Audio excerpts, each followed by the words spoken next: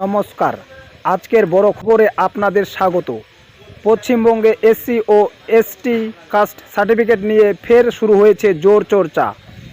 বিভিন্ন মহলে আলোচনা চলছে যে রাজ্য জুড়ে প্রায় 1,35,000 কাস্ট সার্টিফিকেট বাদ পড়েছে।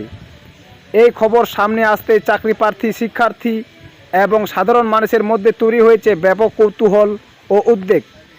কাস্ট সার্টিফিকেট পশ্চিমবঙ্গে সংরক্ষণ ব্যবস্থার একটি গুরুত্বপূর্ণ অংশ।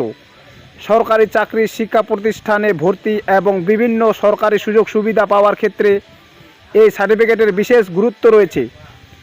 এমন পরিস্থিতিতে বিপুল সংখ্যক কাস্ট সার্টিফিকেট বাদ পড়ার খবর সামনে আসায় নানান প্রশ্ন উঠতে শুরু করেছে।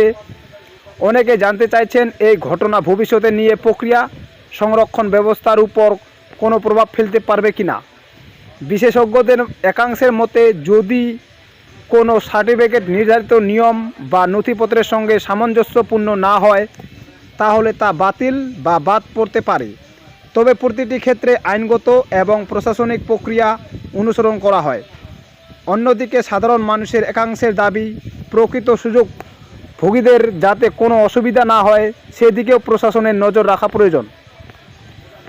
বর্তমানে এই বিষয়টি নিয়ে বিভিন্ন মহলে আলোচনা চললেও কোনো সার্টিফিকেট বাদ পড়েছে এবং তা সুনির্দিষ্ট কারণ কি সেই বিষয়ে বিস্তারিত তথ্যের জন্য সকলের নজর রয়েছে প্রশাসনিক সিদ্ধান্ত ও সরকারি নথির দিকে। এই ঘটনাকে কেন্দ্র করে সামাজিক মাধ্যমেও ব্যাপক আলোচনা শুরু হয়েছে। কেউ এটিকে স্বচ্ছতা বজায় রাখার পদক্ষেপ হিসেবে দেখছেন, আবার কেউ চাইছেন পুরো বিষয়টি বিস্তারিত তথ্য প্রকাশ করা হোক। তবে একটি বিষয় স্পষ্ট করে বলা জরুরি, এই ধরনের সংবেদনশীল বিষয়ে সরকারি নথি এবং আদালতের নির্দেশই চূড়ান্ত ভিত্তি হিসেবে বিবেচিত হয়। পশ্চিমবঙ্গে এসসি এসটি কাস্ট সার্টিফিকেট নিয়ে এই আলোচনার পরবর্তী আপডেট সামনে এলে আমরা অবশ্যই আপনাদের জানাবো। আজকের মতো এখানে শেষ করছি। ধন্যবাদ, ভালো থাকুন।